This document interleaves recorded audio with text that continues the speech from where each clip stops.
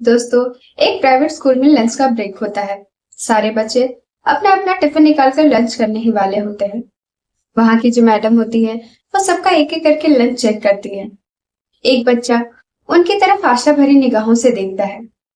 जब मैडम उसका टिफिन खोलकर देखती है, तो देखती है कि उसमें 4 बिस्किट और कुछ मूंगफली के भुने हुए दाने रहते हैं। वो मैडम अपने लंच में से एक रोटी और थोड़ी सी सब्जी निकालकर उस बच्चे को दे देती है। उसके बाद वो जाकर अपनी चेयर पर बैठ जाती है और लंच करने लगती है। दोस्तों, वो बच्चा भी मैडम के दिए हुए सब्जी रोटी को खाता है। उसे बहुत आनंद होता है और वो बहुत ज्यादा खुश हो जाता है। दोस्तों, यह जो कहानी है, वह एक 5 साल के छोटे से बच्चे की भावुक कहानी है।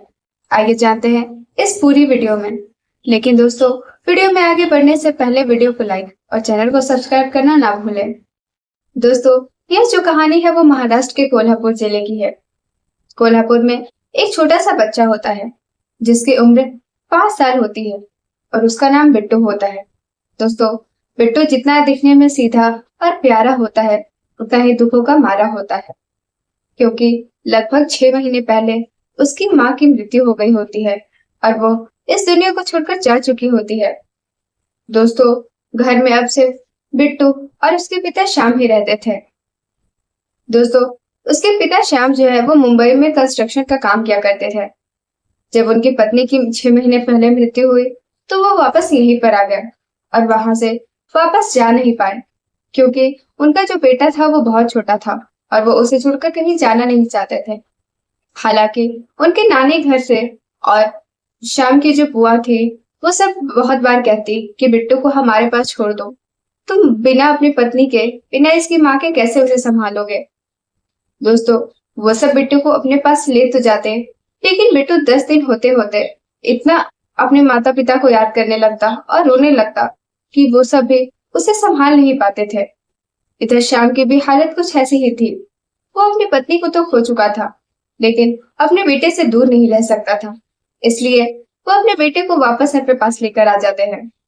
दोस्तों, हालांकि ये सब होने के बाद बिट्टू की पढ़ाई में भी बहुत लॉस हो गया था और उसकी पढ़ाई कंटिन्यू भी करवानी थी। इस वजह से श्याम उसे अपने घर लेकर आते हैं। डेली बिट्टू को लेने के लिए बस आती है। श्याम उसे डेली सुबह उठाते, उसका ब्रश, नहाना वगैरह सब कुछ करवा के उसे रेडी करते। रात की बची हुई रोटी भी उसे खिला देते। लेकिन दोस्तों, वो नाश्ता नहीं बना पाते थे, क्योंकि नाश्ता बनाने में टाइम लगता है और इतना कुछ करते करते उसकी बस भी आ जाया करती थी। इसलिए वो डेली शाम को 4 बिस्किट और मूंगफली के कुछ दाने भून कर दे दिया करते थे। दोस्तों, प्राइवेट स्कूल में आप सभी जानते हैं कि कितना केयर किया जाता है, कितना डिसिप्लिन मेंटेन किया जाता है। इसलिए बिट्टू का जो स्कूल था, वहाँ छोटे बच्चों का डेली लंच चेक होता था कि बच्चे डेली हेल्दी फूड लाते हैं या नहीं, क्योंकि बच्चों को पास्ता, मैगी यही सब पसंद होता है और वो सब बच्चों की हेल्थ के लिए बिल्कुल भी सही नहीं रहता। इसलिए इतने डिसिप्लिन मेंटेन किया जाता था और डेली ही उनके जो टीचर होते हैं वो उनका लंच चेक किया करते थे। अब आई बिट्टू की बारी। डेली डेली बिट्टू का लंच चेक होता था। वहां के टीचर डेली नोटिस करते थे कि जो बिट्टू है वो बिस्किट और मूंगफली लाता था। बहुत बार उन्होंने बिट्टू के पिता श्याम को कॉल करके ये चीज बोला कि देखिए, आपको तो पता ही है कि बच्चों के लिए बिस्किट वगैरह कितना हार्मफुल होता है, उनकी सेहत के लिए बिल्कुल भी सही नहीं होता। बिट्टू के पिता हमेशा हाँ में जवाब देते हैं और कहते हैं कि आगे से ऐसा नहीं होगा, पर वो करते तो क्या करते, अकेले सब कुछ उन्हें संभालना पड़ जाता था। दोस्तों, बिट्टू की क्लास में एक मैडम होती है जिनका नाम स्वाति होता है। वह जब आती है तो डेली बच्चों का चेकअप करती हैं, अच्छे से उनका नेल, यूनिफॉर्म वगैरह सब चेक करती है और लंच भी चेक करती है। कुछ दिन गुजर जाने के बाद बिट्टू का जब लंच उनको देखती हैं कि डेली बिट्टू बिस्किट और मूंगफली लाता है, वो शाम को कॉल करती है। शाम में उन्हें कहते हैं कि हाँ मैडम, मैं क्या करूं, मैं अकेले सब कुछ संभालती हूँ। उसे सुबह उठाना पड़ता है, सब कुछ रेडी करवाना पड़ता है, इस वजह से मैं लंच नहीं बना पाता। कल से मैं कोशिश करता हूँ कि मैं उसका लंच बना सकूं। दोस्तों, ये सब कहने के बावजूद भी शाम को लंच बनाने के लिए टाइम नहीं मिल पाता था और वो वापस से बिस्किट और मूंगफली के दाने ही दे दिया करते थे। इधर स्वाति भी 2-3 बार उनको कंप्लेन करने के बावजूद जब देखती है कि वही हालत है, तो वो अपने बैग से लंच निकाल करके उसमें से एक रोटी और सब्जी निकाल कर बिट्टू को दे दिया करती है और बिट्टू भी खाकर बहुत खुश हो जाया करता है।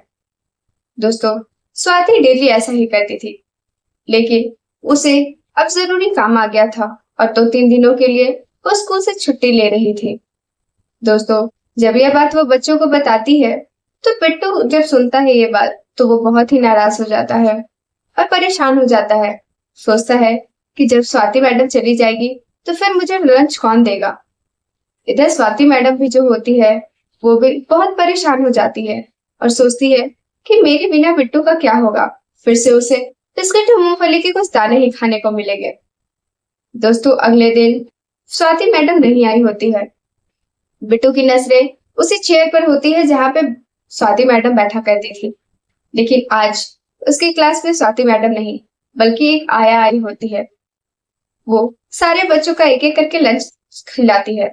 दोस्तों, इधर बिट्टू भी निराश होकर उसी चेयर की तरफ देखते रहता है।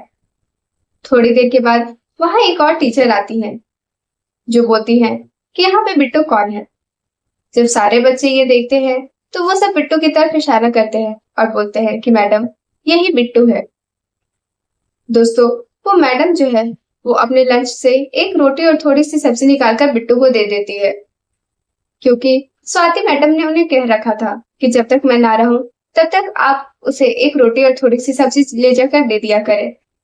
जब ये सारी चीजें क्लास के बच्चे देखते हैं, तो वो सब बिट्टू पे हंसते हैं, लेकिन बिट्टू का खुशी का तो ठिकाना ही नहीं होता, क्योंकि उसे आज भी रोटी और सब्जी खाने को मिली थी। दोस्तों, 2-3 दिन ऐसे बीत जाते हैं। वो मैडम आकर डेली बिट्टू को ऐसे ही सब्जी और रोटी दे दिया करती है, लेकिन इसी चक्कर में वहां के जितने भी स्टाफ होते हैं, उन सबको ये सारा सिलसिला पता चल जाता है। उन्हें पता चल जाता है कि स्वाति मैडम के क्लास में एक बच्चा है, जिसको स्वाति मैडम कुछ ज्यादा ही प्यार और दुलार करती है और अपने लंच से एक रोटी और सब्जी निकालकर हमेशा दे दिया करती है। धीरे धीरे दोस्तों, ये बात जो है वो प्रिंसिपल तक पहुंच जाती है। स्वाति मैडम आती है। जब ये बात प्रिंसिपल को पता चलती है, तो वो श्याम को कॉल करते हैं और उससे बात करते हैं, उसे ऑफिस में बुलाते हैं। इधर स्वाति मैडम और बिट्टू को भी ऑफिस में बुलाया जाता है। दोस्तों, अब श्याम और स्वाति मैडम बिट्टू के साथ सब ऑफिस पहुंचते हैं। प्रिंसिपल सर उन्हें बैठने को बोलते हैं। उसके बाद दोस्तों, वो हंसते हंसते बोलते हैं कि क्या आप दोनों इसके पेरेंट्स हैं। इस पर स्वाति मैडम हंसते हुए बोलती है कि नहीं सर, मैं तो बिट्टू की क्लास टीचर हूँ। प्रिंसिपल सर बोलते हैं कि श्याम जी, आप ये बताइए कि आप बिट्टू को लंच क्यों नहीं देते, जबकि आपको पता है कि बच्चों को लंच देना कितना जरूरी होता है। उनके लिए बाहर का खाना कितना सेहत खराब करने वाला है। इस पर श्याम जी उन्हें सारी बात बताते हैं और कहते हैं कि सर, मैं कोई शौक से नहीं देता, ये मेरी मजबूरी है। तब प्रिंसिपल सर पूछते हैं कि मजबूरी, कैसी मजबूरी, आप हमें साफ साफ बताइए कि आखिर बात क्या है। तब श्याम जी बोलते हैं कि सर, आज 6 महीने पहले ही मेरी पत्नी का मृत्यु हो जाता है और वो इस दुनिया को छोड़कर और हमें छोड़कर चली गई है। अब बिट्टू का सारा काम और घर की देखरेख सब मुझे ही करनी पड़ती है। इसी चक्कर में मैं बिट्टू को खाना बनाकर नहीं दे सकता। सुबह सुबह मुझे प्रॉब्लम होने लगती है, मैं उसे तैयार करूं कि उसके लिए नाश्ता बनाऊं। लेकिन सर, जैसे ही मैं बिट्टू को स्कूल से घर लेकर जाता हूँ, मैं सब कुछ अच्छे से बना कर रखता हूँ और बिट्टू को अच्छे से लंच और डिनर करवा देता हूँ। लेकिन सुबह नाश्ते के समय मुझे थोड़ा सा दिक्कत हो जाता है। दोस्तों, ये सब बोलते बोलते शाम की आंखों में आंसू आ जाते हैं और वहां का जो माहौल है वो भी भावुक सा हो जाता है। सभी परेशान हो जाते हैं। इसके बाद शाम अपने घर वापस चले जाते हैं और प्रिंसिपल जो है वो टीचर्स की मीटिंग रखते हैं और बिट्टू के लिए एक मीटिंग रखी जाती है, जिसमें प्रिंसिपल सर बोलते हैं कि बिट्टू की मम्मी नहीं है और इनके पिता बहुत ज्यादा केयर करते हैं, लेकिन उसके लिए लंच नहीं बना पाते।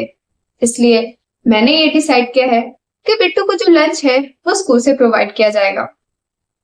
दोस्तों, यह सोच कितनी अच्छी है कि कोई किसी की परेशानी को समझकर उसकी मदद करना चाहता है। लेकिन दोस्तों, स्वाति कहती है कि सर, आप लोगों को इसमें परेशान होने की कोई जरूरत नहीं है। मैं डेली तो बिट्टू को रोटी दे ही दिया करती हूँ और वो अच्छे से खा भी लेता है। ऐसे ही डेली मैं अपने घर से एक दो रोटी लेकर आऊंगी और थोड़ी सी सब्जी उसे दे दिया करूंगी, वो खा लेगा। आप लोग इतने परेशान मत होइए। उसके बाद दोस्तों काफी डिस्कशन के बाद ये फिक्स हो जाता है कि आज के बाद स्वाति मैडम ही बिट्टू का नाश्ता लेकर आएंगी। दोस्तों उसके बाद श्याम जी जो है वो बिट्टू को छुट्टी के टाइम लेने आते हैं और उसे घर लेकर जाते हैं और खाना वाना खिला देते हैं। ऐसे ही सिलसिला चलता रहता है।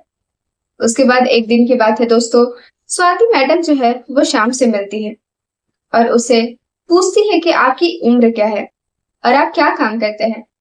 इस पर श्याम उन्हें बताता है कि मेरी उम्र अभी 28 साल है और मैं मुंबई में कंस्ट्रक्शन का काम करता था, लेकिन मेरी बीवी के जाने के बाद मैं यहाँ आ गया और मुझे यहाँ पे कोई भी काम अभी मिल नहीं रहा है।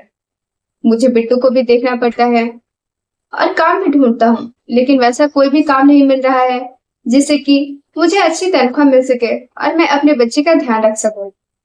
अभी तक जो मेरी सेविंग्स थी मैं उसे ही यूज कर रहा हूँ।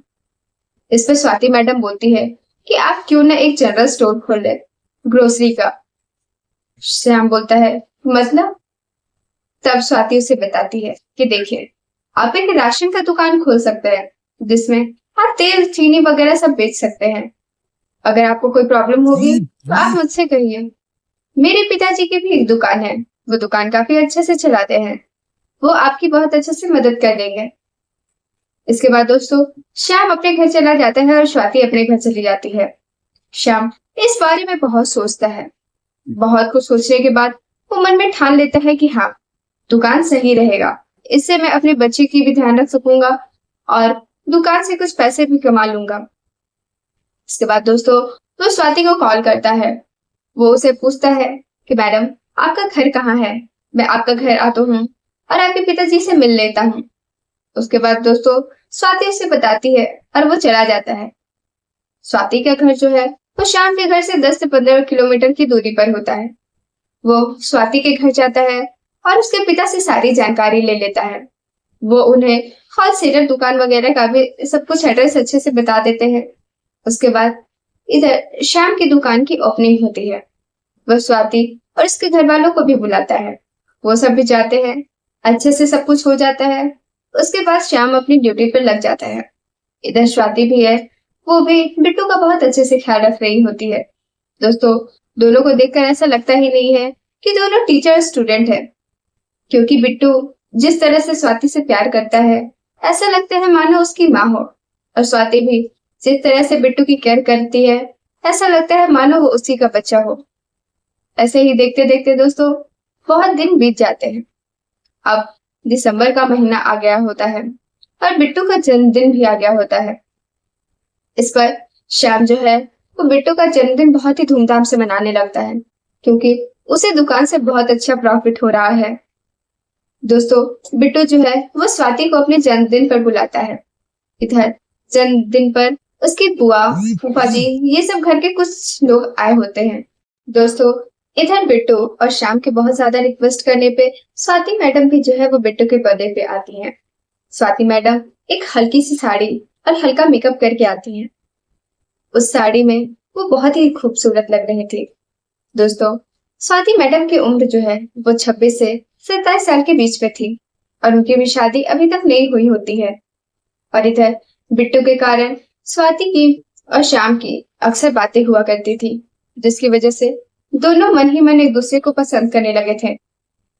दोस्तों इसके बाद केक वगैरह कट होता है और बिट्टू सबसे पहले केक स्वाति मैडम को ही खिलाता है। इधर फिर अपने पापा को खिलाता है, हंसी मजाक होता है, खाना वगैरह होता है। उसके बाद जो है स्वाति अपने घर जाने लगती है।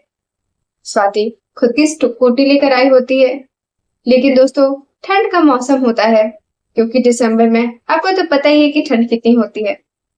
इसलिए श्याम और उसकी बहनें जो थी वो स्वाति को जाने से मना करने लगती हैं और इधर बिट्टू भी जो है उनकी साड़ी पकड़ के खींचने लगता है और उन्हें जाने से रोकता है। स्वाति काफी ज्यादा घुल मिल चुकी होती है सबसे, इस वजह से वो भी रुक जाती है। दोस्तों उसके बाद जो है स्वाति मैडम की अच्छी से देखभाल की जाती है। श्याम की जो बहनें होती है वो उनकी खातिरदारी में कोई कमी नहीं छोड़ती और स्वाति जो है वो बिट्टू के पास ही रहती है। बिट्टू भी उसे एक पल भी छोड़ता नहीं है अकेले। वो उसी के साथ आना जाना खाना पीना सब कुछ कर रहा होता है। दोस्तों, हंसते खेलते कब रात गुजर जाती है पता ही नहीं चलता है। थोड़ी देर रेस्ट करने के बाद सुबह हो जाती है और स्वाति अपने घर जाने लगती है। इधर बिट्टू अपने बेड पे ही सोया होता है और बिट्टू की जो बुआ होती है वो स्वाति को दरवाजे तक छोड़ने जाती है। दोस्तों, जब स्वाति उनसे कहती है कि ठीक है अब मैं चलती हूँ, तब श्याम की जो बहन होती है वो कहती है कि मैडम, अगर आप बुरा न मानो तो मैं आपसे कुछ बोलना चाहती हूँ। देखिए, छोटा वो बड़ी बात होगी, बुरा मत मानिएगा, लेकिन मेरे दिल में जो आ रहा है मैं बस अपनी बात आपसे जाहिर कर रही हूँ। स्वाति बोलती है कि हाँ हाँ बिल्कुल, आपके मन में जो आ रहा है आप बोल सकती हैं। इस पर श्याम की बहन उसे कहती है कि क्यों ना आप मेरे भाई से शादी कर ले। मैडम, आपका स्वभाव बहुत अच्छा है और बिट्टू भी आपसे काफी घुल मिल गया है। जो बिट्टू हमारे पास नहीं रहता वो आपके साथ इतने अच्छे से हंसी खुशी रहता है। इसलिए अगर आप हाँ कर दे तो आप मेरे भाई के साथ शादी करके उसका भी जीवन सुधार सकती है। दोस्तों, ये सब कह के स्वाति की बहन जो है वो रोने लगती है और इधर स्वाति भी उन्हें चुप कराकर अपने घर को चली जाती है बिना कुछ जवाब दिए। थोड़ी देर बाद श्याम की बहन श्याम से बोलती है कि भैया, मैंने मैडम साहब के लिए रिश्ते की बात कही है। इधर श्याम भी जो है वो सुनकर चौंक जाता है और उसे बोलने लगता है कि तुम्हें क्या जरूरत थी उससे ऐसा कहने की, अगर वो बुरा मान जाएंगी तो फिर। श्याम की बहन बोली कि नहीं भैया, मुझे जो अच्छा ही लगा मैंने बस वही किया। दोस्तों, इधर स्वाति भी उसी ख्यालों में खोई हुई थी क्योंकि कहीं ना कहीं वो भी श्याम को पसंद करती थी। और इधर श्याम वो बहुत ज्यादा घबराने लगता है और सोचता है कि अब कैसे वो स्वाति से बात करे। अगर वो कुछ उल्टा सीधा बोल गई या बुरा मान गई तो फिर क्या होगा। लेकिन हिम्मत करके वो स्वाति को मैसेज करता है और कहता है कि मैडम, मेरी बहन की तरफ से मैं आपसे माफी मांगता हूँ। उसने जो पागलों जैसी आपसे बातें की है उसे आप भूल जाइए और अपने दिल से निकाल दीजिए। लेकिन दोस्तों, जब स्वाति का जवाब आता है तो श्याम की खुशी का ठिकाना ही नहीं होता है।